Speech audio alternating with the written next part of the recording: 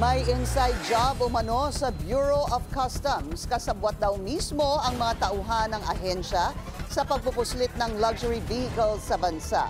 Hindi pinangalanan pero 10 empleyado raw ang iniimbestigahan. Ang detalye sa agenda report ni Hannah T.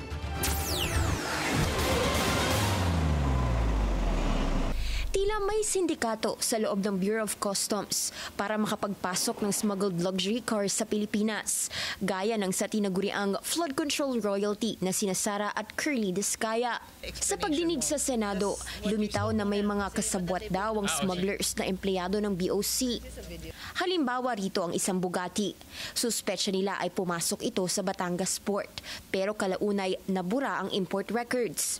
The certificate of payment supposed to be, if it's Batangas, dapat doon din literally yung form. Okay. But the form was purchased from the port of Davao.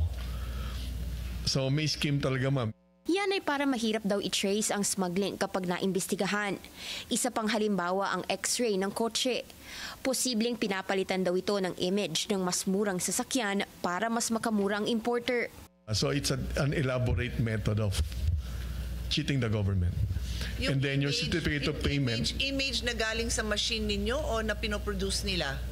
Well, nagbago yung image? tampered yun, ma'am. Ano? But if talaga na x-ray yan, dapat lalabas yung totoo. Yes, ma'am.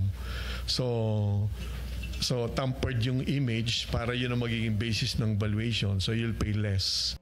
Hindi pinangalanan ng customs kung sino-sino ang mga salarin, pero higit 10 ang hinainan ng show cause orders at nagsumite na rin sila ng findings sa Independent Commission for Infrastructure o ICI.